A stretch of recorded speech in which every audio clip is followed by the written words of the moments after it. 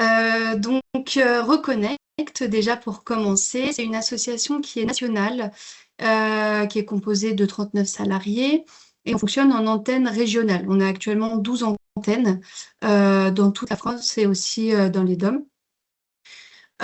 Donc, on est une association d'inclusion numérique. On propose des solutions numériques à destination des structures sociales et médico-sociales, pour les publics en situation de vulnérabilité.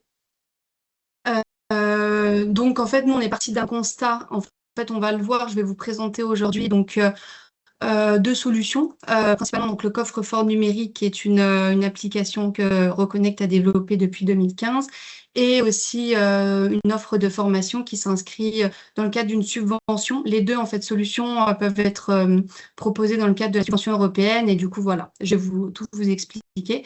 Mais du coup, ces solutions ont été amorcée, introduite suite à, un constat qui était de dire que les travailleurs sociaux passaient 20 à 30% de leur temps à refaire les papiers, des personnes accompagnées, à retrouver les mots de passe, et que du coup, ça donnait lieu à au moins 40% de non-recours aux droits suite à, à ces problématiques, à la perte de documents, etc. Du coup aussi du fait que les personnes n'arrivent pas aussi à prendre en main les outils numériques du fait de la dématérialisation, et que du coup ça complexifie tout ce qui est démarche administrative et le suivi, aussi bien côté professionnel que côté bénéficiaire, bien évidemment. Et du coup, nos solutions s'inscrivent vraiment dans ces enjeux-là et dans ce contexte. Donc, nos solutions numériques, on essaie qu'elles soient adaptées le plus possible aux personnes les plus précaires et à leurs intervenants aussi, qu'en fait les deux puissent s'y retrouver. Et donc, ils ont été conçus avec les acteurs de la solidarité, et ils ont été développés pour répondre aussi, être conformes au cadre RGPD.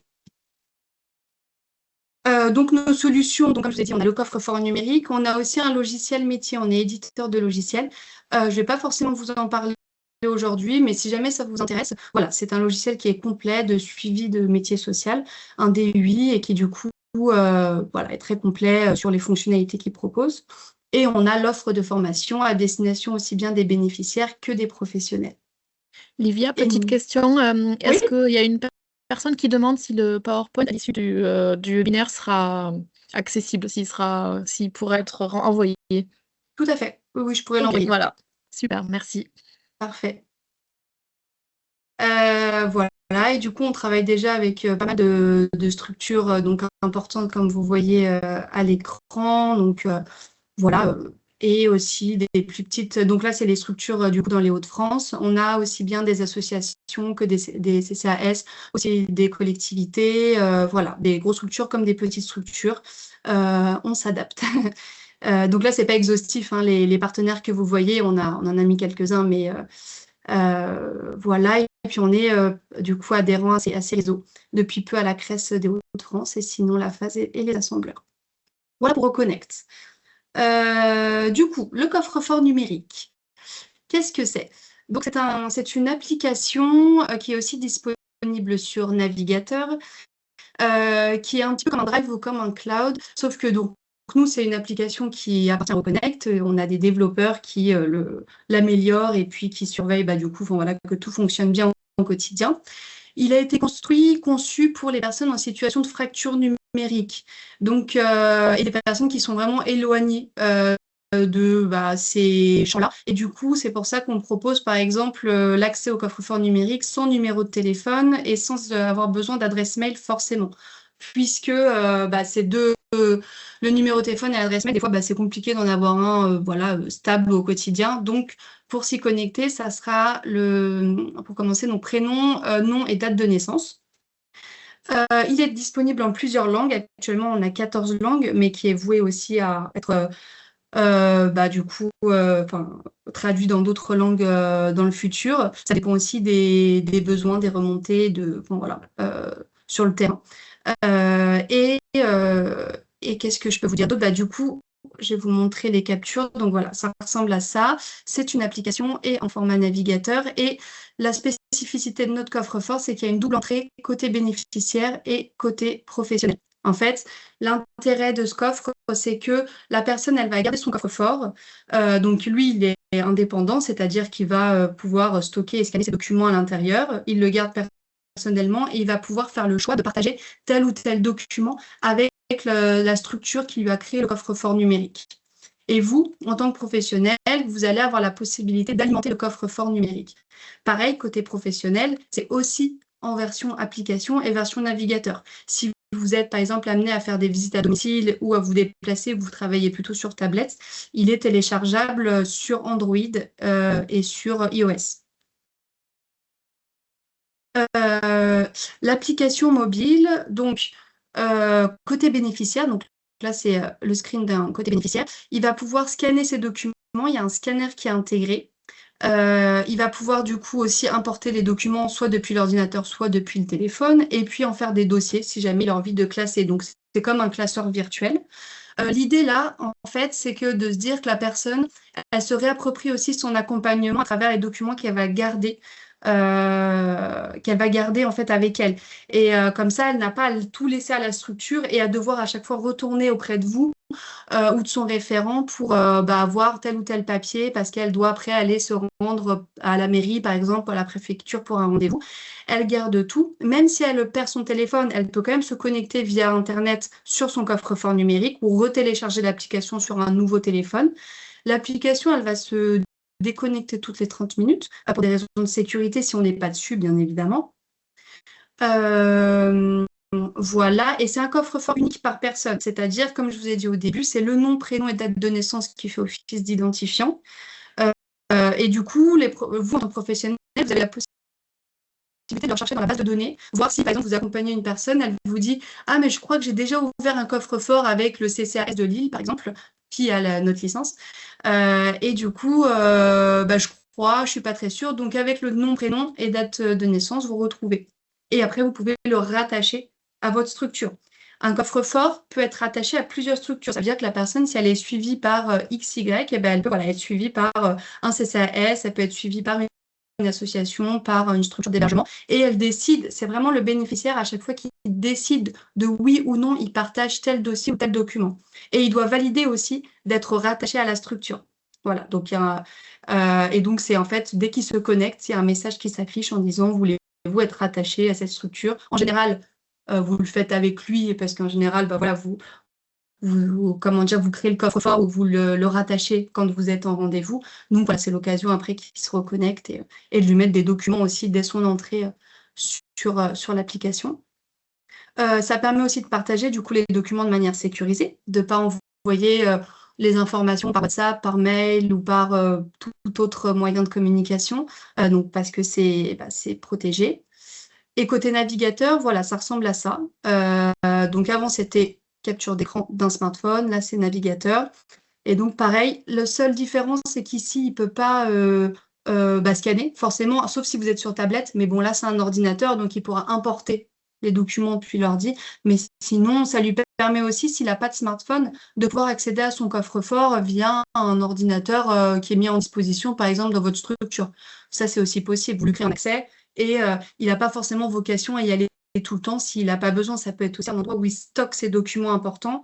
Par exemple, on travaille beaucoup avec des publics étrangers et en fait, où tous les documents, quand ils arrivent sur le territoire qu'ils ont de leur pays, en fait, c'est difficilement récupérable s'ils les perdent et du coup, c'est nécessaire de les mettre dans un coffre-fort. Et donc, nous, on propose aussi ça, cet usage de les stocker qui sont en sécurité. Sachant que le coffre-fort, côté bénéficiaire, il le gardera à vie. C'est-à-dire que s'il veut, c'est gratuit pour lui et à vie si jamais il le désinstalle pas ou il nous demande pas de récupérer ces données. Il y a plusieurs fonctionnalités. Donc là, je vous ai parlé du scan des documents, d'importer des documents. Il y a aussi la fonction rappel, contact et notes. Mais je vais plutôt vous passer la petite vidéo. Ça sera plus parlant et ensuite, je reviendrai sur la partie professionnelle. Donc ça, voilà, c'est téléchargeable sur Android et iOS. Voilà, donc pour passer du côté pro, c'est la même application, mais il faut switcher. L'application, elle est traduite à l'écrit. Voilà, par exemple là, c'est traduit.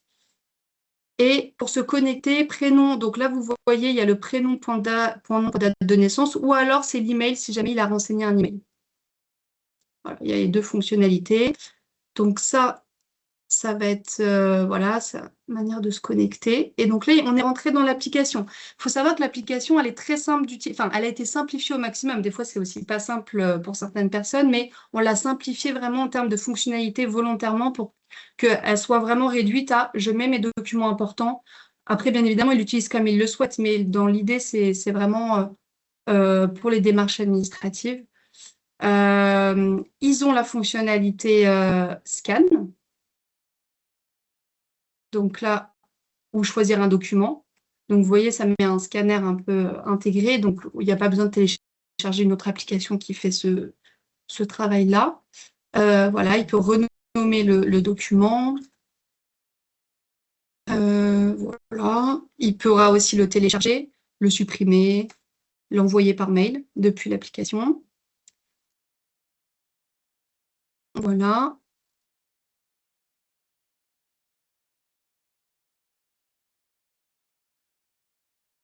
Il peut le partager, ou donc déjà le déplacer dans un dossier. Je vais sauter une étape. Donc ça, après, voilà, c'est des détails sur les fonctionnalités, mais voilà, le partager, c'est comme ça que ça se passe. Donc, ils ont à faire glisser. Par défaut, tout est en privé pour la personne. Toujours, toujours. Et ensuite, c'est vraiment, encore une fois, ceux qui veulent partager. Et vous, côté professionnel, vous avez la possibilité de le remettre en privé si jamais ils vous ont partagé quelque chose que vous n'auriez pas dû, que vous n'êtes pas censé avoir. Vous pouvez lui basculer en privé. Ça, c'est une deuxième fonctionnalité. C'est la prise de rendez-vous. Soit c'est lui qui se met un rendez-vous, pour ne pas oublier, rendez-vous préfecture par exemple, la date, l'heure. Soit vous pouvez aussi lui mettre un rendez-vous pour pas qu'il oublie et lui mettre un système de rappel SMS. Alors ça, c'est si jamais il a renseigné un numéro de téléphone sur son application et ça lui enverra un SMS ou plusieurs SMS en fonction de si vous avez mis plusieurs rappels avant le rendez-vous, le jour J, enfin, en fonction de comment vous avez envie de vous organiser. Et donc ça, c'est vraiment pas mal pour comment dire, gérer les rendez-vous et l'absentéisme s'il y en a. Les contacts, alors ça, c'est un annuaire basique comme un téléphone. L'avantage, c'est que pareil, pour les personnes qui ont des contacts très importants et qui, par exemple, perdent leur téléphone pour X ou Y raison, avoir dans une base de données les téléphones qui restent stockés quelque part, des numéros importants de la famille, des professionnels qui l'entourent, ça peut être très bien de le mettre ici. Surtout sur le téléphone, ça peut vite on peut vite les perdre. Et enfin, il y a l'espace notes. Alors là, on a mis, nous, les identifiants parce qu'on parle... Enfin, je sais que nous, quand on fait des permanences ou des ateliers coffre-fort numérique pour aider les personnes à prendre en main l'outil, on leur dit, voilà, c'est l'occasion de mettre vos identifiants, mots de passe, etc. Comme ça, vous retenez que celui du coffre-fort numérique et à l'intérieur, vous avez tout. Un peu comme un générateur de mots... Enfin, pas un générateur, mais un site qui stocke les mots de passe. Et du coup, bien sûr, il le garde pour lui. Et puis, quand il est en rendez-vous avec vous, ça peut être, voilà, vous pouvez lui dire, connectez-vous à votre coffre-fort. La dernière fois, je vous ai mis votre mot de passe. Enfin, voilà, vous aussi, vous pouvez lui mettre le mot de passe et après le rendre en privé. Enfin, voilà, ça permet de ne pas avoir à se prendre la tête à ce niveau-là. Et sinon, vous pouvez aussi très bien marquer un petit compte-rendu du rendez-vous qui a eu lieu pour la semaine prochaine. J'aurais besoin que vous fassiez votre CV, enfin, j'en sais rien, et hop, vous lui partagez la note. Comme ça, ça permet de faire un petit suivi. Il peut bien sûr changer ses informations, nom, prénom, donc il n'y a que lui qui peut le faire. Numéro de téléphone, adresse mail et récupérer ses données. Là, il y a un chat en ligne, c'est un support à l'extérieur et à l'intérieur de l'application, aussi bien côté bénéficiaire que côté professionnel. C'est pas un robot qui parle, c'est nous-mêmes. On est disponible du lundi au vendredi sur les jours de travail, de 9h à 18h, et on répond. Donc ça aussi, ça fait partie de la licence ou de l'expérimentation. On fait ce suivi-là. Donc, si les bénéficiaires ont un problème pour se connecter ou un problème, ils ne retrouvent pas leur mot de passe, pour X ou Y raison, on intervient. Vous pouvez vraiment leur dire, allez sur le chat. Si jamais il ne parle pas français, on a un traducteur qui traduit en direct. Donc, en fait, de toute façon, on passera toujours par eux si c'est demande de mots de passe, de récupération de données ou de documents. Si un pro nous contacte et nous dit oui, j'aurais besoin, on demandera toujours à ce que la personne soit avec nous en fonction de la demande pour que ça respecte les normes de sécurité. Et souvent, on a amené aussi des fois à appeler la personne si elle préfère. Enfin, voilà. Et du coup, on répond à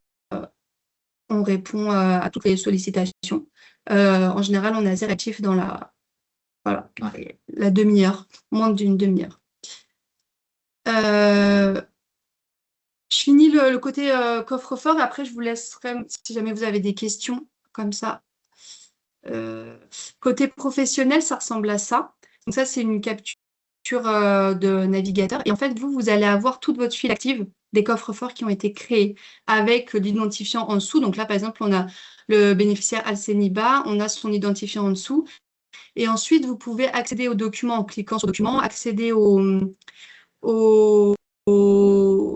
rendez-vous, accéder aux contacts et accéder aux notes. Ça permet aussi que si un professionnel n'est pas là, son collègue puisse aussi gérer si jamais il y a des situations à gérer en urgence et avoir accès aux documents et au suivi.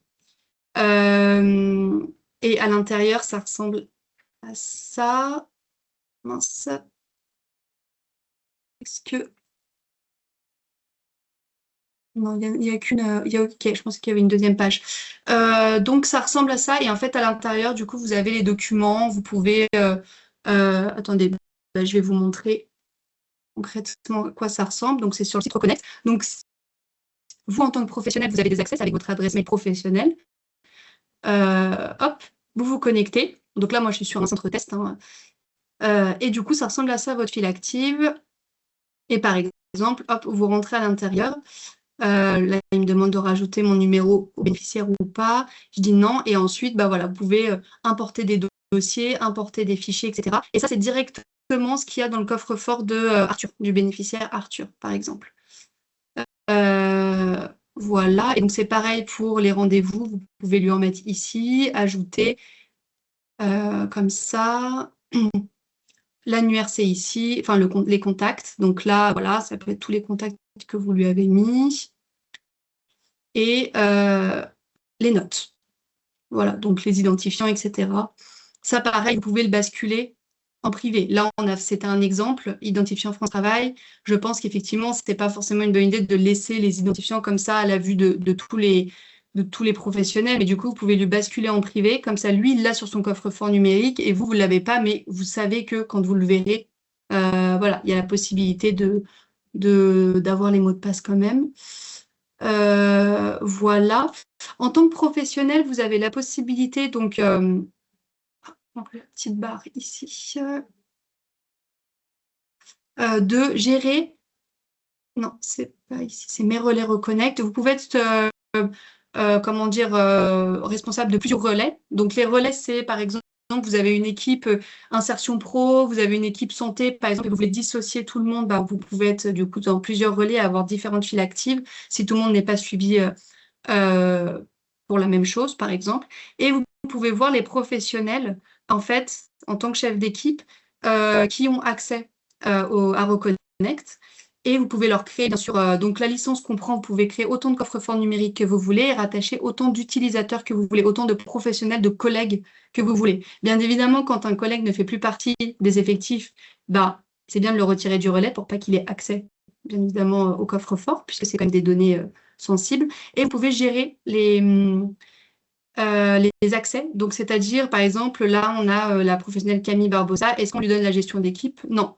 Et du coup, elle a juste la possibilité de créer les bénéficiaires et de voir la file active. Après, si par exemple, c'est une personne qui est à l'accueil et qui n'a pas vocation non plus à voir la file active, vous pouvez très bien lui enlever la gestion des bénéficiaires et simplement, elle a la possibilité de créer des coffres-forts. Voilà, il y a plusieurs niveaux de gestion.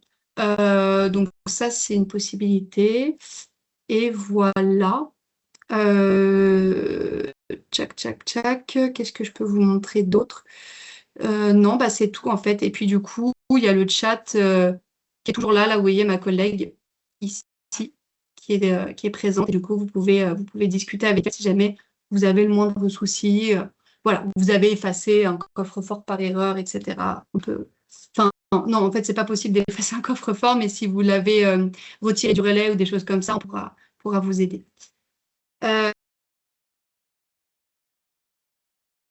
On t'entend plus, Livia. Je crois t'as cliqué sur. Ah non, Enfin, ton là micro. c'est bon. Ah, c'est bon. Ouais, c'est bon. Ah oui. Est-ce que vous avez des questions? Pas pour le moment. Si, il y a Barbara qui a levé la main. D'accord. Bonjour. Bonjour.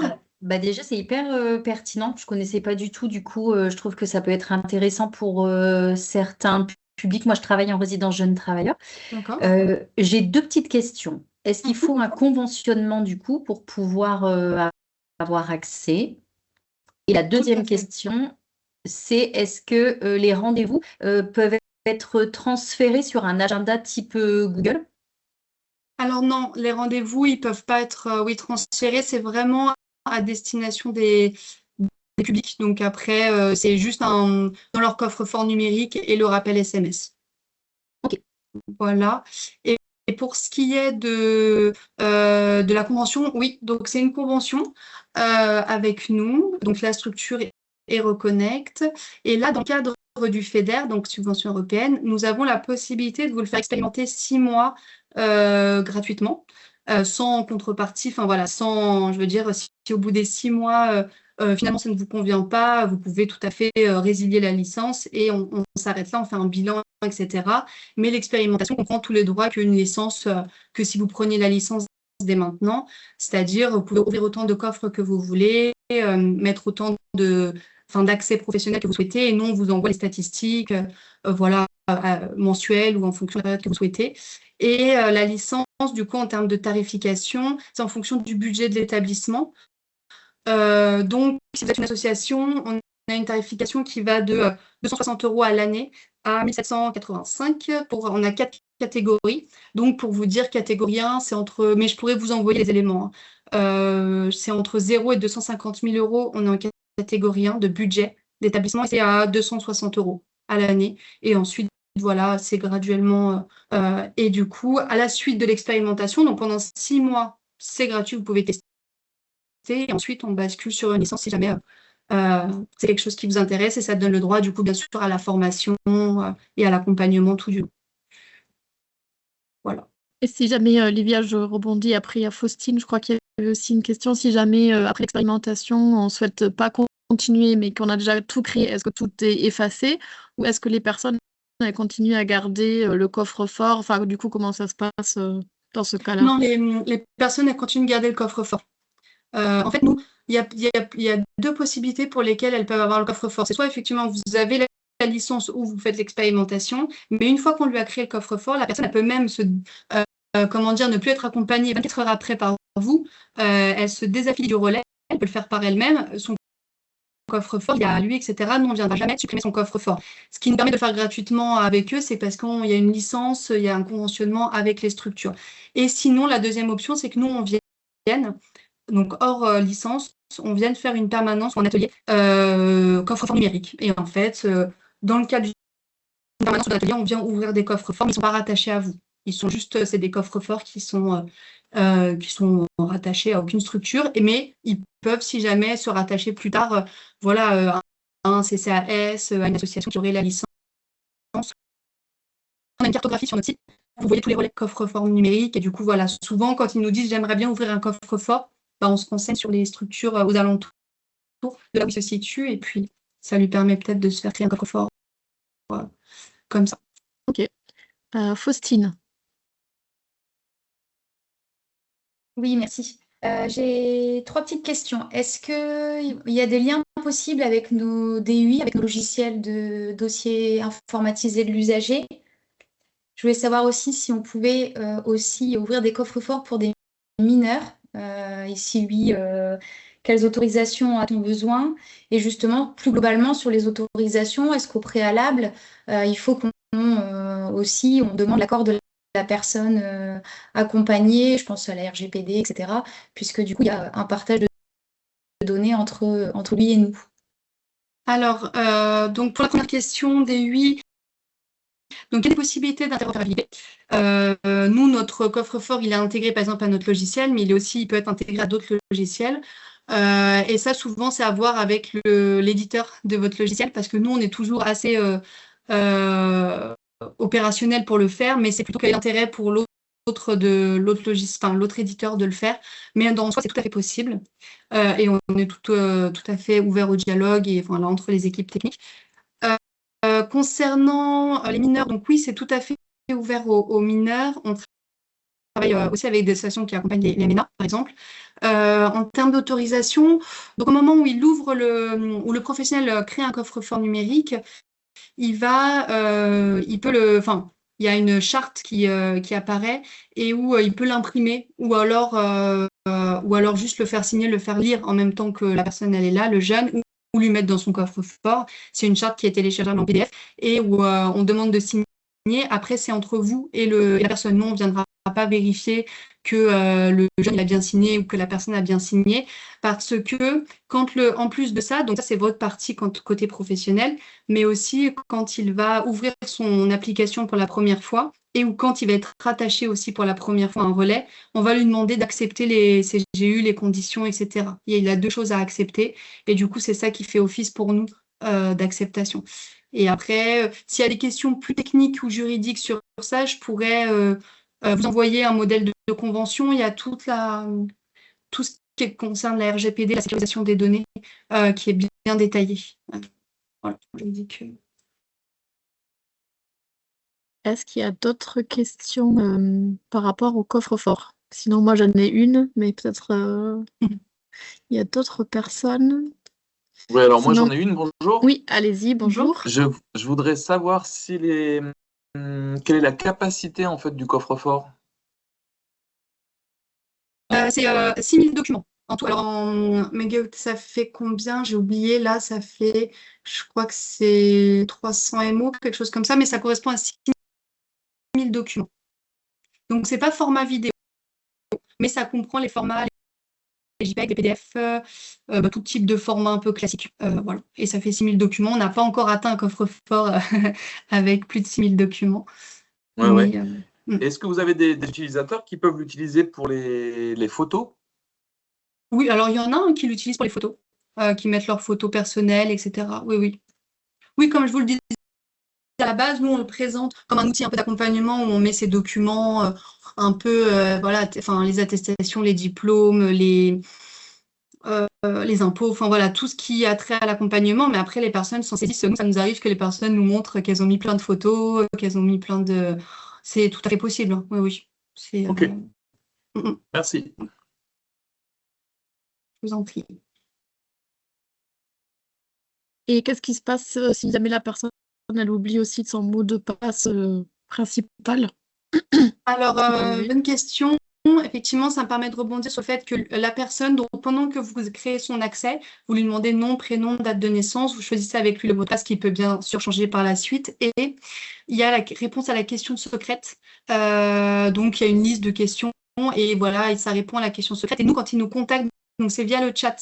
Alors, soit en fait, il fait mot de passe oublié et il arrive à le faire tout seul, et soit ça lui envoie un SMS de réinitialisation ou un mail de réinitialisation, pardon, j'ai du mal à le dire. Soit il n'arrive pas et du coup, il nous contacte. Ça arrive très fréquemment directement via le chat et on l'aide étape par étape à se reconnecter et du coup, on lui demande la réponse à sa question secrète, etc. Et pareil, vous, côté professionnel, vous pouvez aussi l'aider. Vous allez avoir, ici le petit bouton renouveler le mot de passe, par exemple. Et du coup, ça va faire soit via la question secrète, soit via email, soit SMS. Question secrète, c'est s'il a renseigné ni email ni SMS. Voilà. C'est un moyen de... Mais si jamais vous n'avez pas le temps, vous pouvez directement passer par le chat et on le fait. Voilà, on s'assure que c'est bien lui. Et voilà. Ok. Et si jamais il y a une structure qui voudrait, là, par exemple, parmi les participants, qui voudrait en savoir plus, du coup, c'est possible de prendre un rendez-vous avec toi et que ça se passe comment une fois que, dès lors qu'il y a quelqu'un qui voudrait vraiment peut-être tester, faire une expérimentation, quelles Oui. seraient les étapes? Tout à fait. Alors, du coup, alors l'expérimentation, il faut savoir que normalement, en fait, on a été reconduit, on a eu un petit report, donc ça sera jusqu'à cet automne. Je n'ai pas encore la date exacte, mais on va dire jusqu'à octobre. Donc, il faudrait que la convention elle soit signée dans ce laps de temps, et ensuite, les 6 mois peuvent dépasser, hein. Ça peut aller jusqu'à l'année prochaine. Mais voilà, et du coup, ils peuvent me contacter tout à fait par email. On convient d'un rendez-vous. S'il y a besoin que je refasse une présentation à l'équipe entière, c'est tout à fait possible. Voilà, je peux apporter des éclaircissements. Et de toute façon, je vais vous envoyer donc la présentation, la grille tarifaire, un modèle de convention. Comme ça, vous voyez un petit peu tous les éléments. Et voilà. Et après, du coup, si jamais vous êtes partant sur l'expérimentation, en fait, elle prend effet à partir du moment où on signe la convention. Et voilà, on choisit une date de formation. Donc moi, je viens, mon collègue Gaëtan, les deux, sur votre structure. En présentiel, c'est mieux. On le fait aussi en distanciel, si jamais vous préférez, mais en présentiel, c'est toujours mieux. 2 heures, 3, si jamais c'est un groupe. Et voilà, on vient pratiquer, etc. En général, la prise en main se fait assez facilement, sauf s'il y a des professionnels qui sont éloignés aussi du numérique. Dans ce cas, on s'adapte aussi, hein, et on prend le temps. Et ça donne lieu aussi, j'apporte tout un kit de communication, des flyers, des affiches, etc. à disposer dans la structure pour voilà, pour faire en sorte que ça soit visible, que cette et voilà, à peu près. Ok. Est-ce que j'ai pas vu d'autres questions dans le chat. Ok, après de toute façon, soit vous poserez les questions dans les minutes qui viennent, et sinon, bien sûr, aussi après le webinaire, il y aura peut-être après coup, parfois ça mouline, et donc faut pas Bien sûr. hésiter aussi à revenir vers nous par la suite. Donc je te laisse continuer, Livia. Oui, très bien. Donc ça, bon, j'ai dit que je vais passer, c'est le logiciel métier, donc pour le coup, c'est plus complet. Voilà, mais c'était pas le propos d'aujourd'hui, sauf si après ça vous intéresse, pareil, je pourrais vous répondre à vos questions ici ou par mail. Et enfin, il y a l'accompagnement numérique. Donc nous, on propose des ateliers numériques donc, qui sont construits avec les établissements, qui ont été construits parce qu'ils sont déjà construits du coup. Et on a une ingénieure pédagogique aussi à temps plein, donc on est amené aussi à créer des ateliers sur mesure. Et on a une logique gamifiée et de participative. Donc voilà. C'est des ateliers de 2 heures en collectif, ateliers libres ou ateliers suivis. Donc, atelier suivi, c'est à partir de 3 ateliers de 2 heures avec un même groupe. Comme ça, on délivre un petit certificat à la fin. Ou alors, on peut le faire aussi sur atelier libre, sur demande. Mais c'est vrai que le parcours suivi, ça fait, voilà, il y a une notion aussi de montée en compétences. Et du coup, on propose des thématiques. On fait de l'aller vers, donc on va au sein de la structure. Sauf ceux qui sont sur l'île, on a maintenant une salle à disposition, mais bon, on peut aussi se débrouiller. Si vous n'avez pas de salle à disposition, on a des partenaires qui pourraient éventuellement nous mettre à disposition une salle. Et on propose des ateliers. Donc, chaque thématique, c'est des ateliers de 2 heures. Et donc, vraiment, on est sur des publics... c'est pour des publics en situation de fracture numérique, voilà, savoir numérique de base, ça va être prendre en main l'ordinateur. Bon, pour des publics, ça va des jeunes aux seniors, les jeunes qui utilisent beaucoup le smartphone, mais pas beaucoup l'ordinateur, les seniors, les personnes en insertion par l'emploi qui sont en reconversion. Enfin voilà, il y a tout type de profil et du coup, on s'adapte. On vous aide aussi à construire le format si jamais vous hésitez. Et du coup, on va avoir prendre en main le bureau, utiliser un smartphone. Après, les thématiques plus d'insertion professionnelle, la recherche d'emploi en ligne, créer son CV, faire une lettre de motivation, etc. Gérer son image en ligne. Enfin voilà, là, tout ça aussi, ça fera partie de la présentation que je vais vous envoyer. Donc, vous aurez les thématiques. Et on a un atelier coffre-fort numérique. Donc, pareil, si jamais, par exemple, l'expérimentation vous intéresse, dans le cadre de l'expérimentation, on peut venir faire une permanence ou un atelier. C'est pris en compte dedans. Et donc, c'est une permanence ou un atelier où on va justement aider. Vous avez ouvert les coffres-forts numériques des personnes, des bénéficiaires. Nous, on peut venir vraiment les aider à prendre en main l'outil. Voilà, c'est un complément de la licence. C'est un accompagnement qu'on fait puisqu'on sait que des fois, ça peut être un peu compliqué de tout faire en même temps lors d'un rendez-vous. Vous n'avez pas forcément le temps de les aider à prendre en main l'outil. Donc, on se propose aussi de venir. Et on a aussi un nouvel atelier sur l'IA. Voilà pour les thématiques. Et on a après tout un coin aussi plutôt thématique sensibilisation. Donc, c'est des ateliers plutôt sous forme de débat. avec le camp des jeunes, face aux cyberviolences, les dangers des réseaux sociaux, des paris en ligne, des addictions, gérer ses données personnelles, enfin, ça c'est pour tous et toutes. Et le coin des parents, utiliser le numérique avec ses enfants. Donc c'est à la fois protéger son enfant du numérique, mais aussi comment l'accompagner, aussi dédramatiser. Et voilà, en fonction des âges, on va apporter comment dire, des réponses aussi aux questions et aux interrogations des parents qui seront pas forcément au fait de toutes ces actualités et puis de tous ces sujets. Voilà, on a des ateliers spécifiques. Enfin, en fait, là, on construit, c'est des ateliers que je vous ai présentés avant, mais voilà, on propose par exemple pour les primo-arrivants, on propose des parcours un petit peu comme ça, un parcours d'asile numérique, préparer son autonomie administrative et utiliser Frello. Voilà, on propose des packages comme ça, des ateliers pour tout au long de la vie. Donc, on va avoir la retraite, par exemple, le coin des jeunes, le coin des parents. Voilà, donc à chaque fois 2 heures. Qu'est-ce que je peux vous dire d'autre? Donc, dans le cadre du FEDER, on avait la possibilité du coup de venir animer des ateliers pour les jeunes. Là, on est vraiment sur la fin, pour le coup, c'est mois de juin. Donc fin juin. Donc si jamais ça vous intéressait, on a la possibilité de venir faire des ateliers pour les jeunes sur la thématique que vous souhaitez. Et pour les professionnels accompagnants. Les professionnels accompagnants, on a le numérique dans l'accompagnement des publics vulnérables et en deuxième, réseaux sociaux et jeunesse, décrypter, comprendre et accompagner. Alors pour la partie professionnelle, ça on a encore le temps de venir animer des ateliers. Donc c'est gratuit, c'est pris en charge par le FEDER, pareil. Et donc ça va être des ateliers sur donc le numérique, je suis désolée, c'est un peu petit, le numérique dans l'accompagnement des publics vulnérables. L'idée de cet atelier, c'est de comprendre l'impact de la dématérialisation sur le travail social, identifier les enjeux numériques pour les publics accompagnés, adapter sa posture professionnelle face aux difficultés numériques, repérer les situations de fragilité et d'urgence numérique, évaluer les conséquences sur l'accompagnement social et mobiliser les ressources et partenaires adaptés. Donc là, on va un peu aussi en fonction des partenaires et du territoire sur lequel vous vous inscrivez, adapter nos supports pour que ça colle avec l'existant. Qu'est-ce qui existe déjà sur les territoires et comment vous pouvez orienter les jeunes ou les publics vulnérables sur telle ou telle solution en lien du coup avec le numérique et avec ces questions de fracture.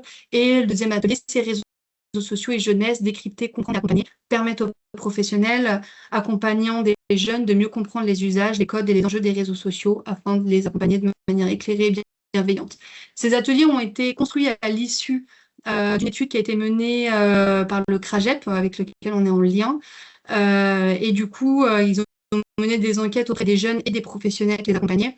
Et est ressorti ces 2 thématiques avec un besoin, comment on accompagne ces publics sur ces thématiques et les jeunes surtout, comment voilà, on fait face aussi à cet engouement pour les réseaux sociaux, à l'IA, comment on les accompagne, etc., de manière éclairée et bienveillante sans être dans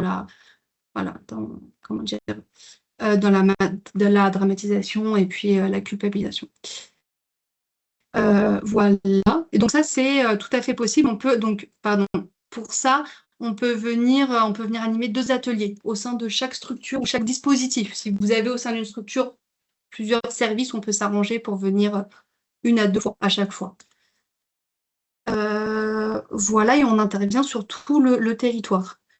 Est-ce que vous avez des questions par rapport à ces ateliers, à l'offre d'accompagnement?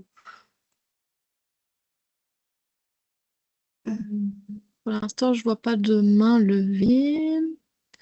Peut-être... Ah, Léon. Ouais. Allez-y. Moi j'avais une question sur le territoire. Du coup, on est sur l'ensemble de la région pour le déploiement? Oui, tout à fait. Ok, Ouais, déploiement en France. ça marche, merci. Je vous en prie. Il y a d'autres questions? Sinon, peut-être ce que je peux rajouter, c'est donc on travaille en partenariat avec les différentes structures sur le territoire. Donc, je veux dire là, par exemple, l'URIOT avec le projet Print. Donc, en fait, les actions elles sont complémentaires. Donc, imaginons que vous avez un atelier, des ateliers qui sont dispensés avec Reconnect. On peut tout à fait s'imaginer de vous proposer un accompagnement par la suite aussi pour vous aider à mettre en place ces ateliers par vous-même dans votre établissement. Donc, on peut aussi on peut faire le lien tout à voilà, entre ce qui est proposé dans votre structure ParoConnect et avec l'URIOPS. On peut aussi vous accompagner pour justement faire durer ce type d'atelier dans votre structure et pour aller au-delà de ces interventions auprès de vos publics. Donc ça, c'est tout à fait envisageable et on communique entre nous. Voilà, il n'y a pas de sujet par rapport à ça. Donc ça peut être complémentaire et ça l'est. Voilà. Oui, tout à fait. Oui, oui, c'est très complémentaire et on s'adapte et on est. Enfin, ça aussi, on peut en discuter après par mail si jamais c'est des choses qui vous intéressent, mais on peut voir ce que vous mettez déjà en place et puis s'adapter aussi en fonction des besoins du public, des spécificités, etc. Je suis désolée, je vais fermer la fenêtre parce que.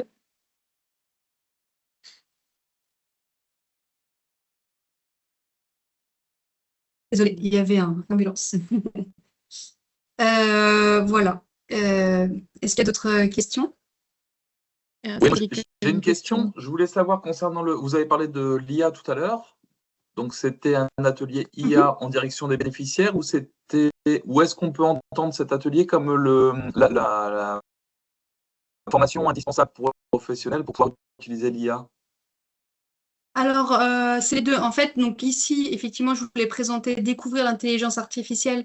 Donc ça, c'est à destination des bénéficiaires et c'est dans l'idée, en fait, de leur faire découvrir qu'est-ce que c'est que l'IA et pour se dire qu'en fait, les publics les plus vulnérables, pour pas qu'ils soient laissés en marge de toutes ces nouvelles technologies qui arrivent. Et du coup, voilà, en fonction aussi de ce qu'ils utilisent au quotidien, par exemple, enfin, ça, on va leur parler voilà, de ce que c'est que l'IA d'une manière générale, qu'est-ce que c'est qu'un prompt, mais aussi via le CV, enfin voilà, tout ce qui apparaît sur les écrans maintenant avec l'IA, à quoi ça sert, comment l'utiliser. Donc c'est vraiment, voilà, et aussi pour les aider à appréhender, c'est lever les freins aussi liés à l'IA.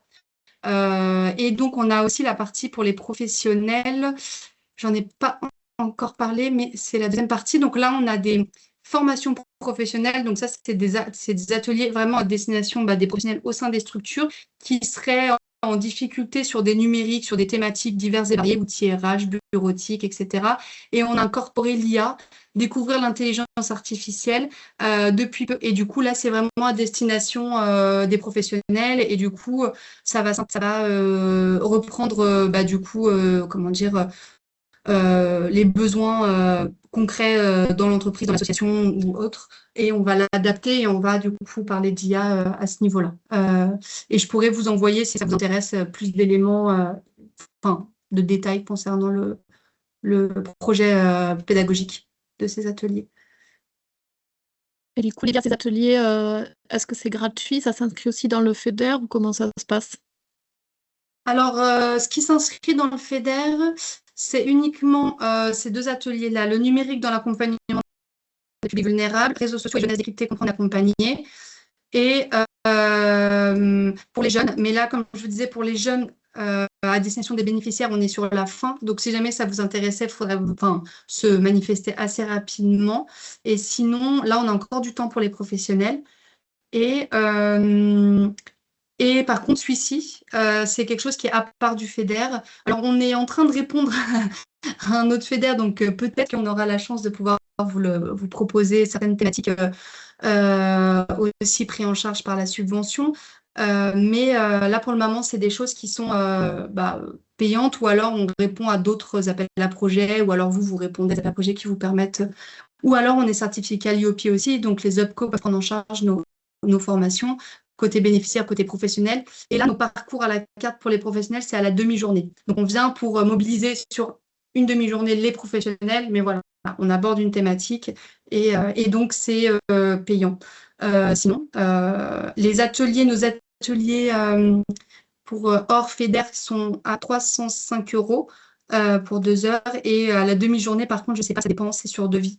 Là, j'ai plus les chiffres en tête, mais si ça vous intéresse. Et donc, tout est certifié Calliope, donc sinon, on travaille avec des OPCO assez régulièrement, donc après, voilà. Ok. Est-ce qu'il y avait d'autres questions? Ah, il y a Léon aussi. Parce que c'est la même main, je ne sais pas. Non, c'est une nouvelle Non, main. non, moi j'avais une dernière question sur il y a un reste à charge ou pas pour les participants ou les structures sur l'animation des ateliers? Ou c'est intégralement pris en charge par. Non, c'est par le FEDER, c'est intégralement pris en charge. Ok, ça marche. Merci. Ouais, c'est intégralement, je sais pas, non, il n'y a pas plus d'informations, mais c'est intégralement pris en charge. Voilà.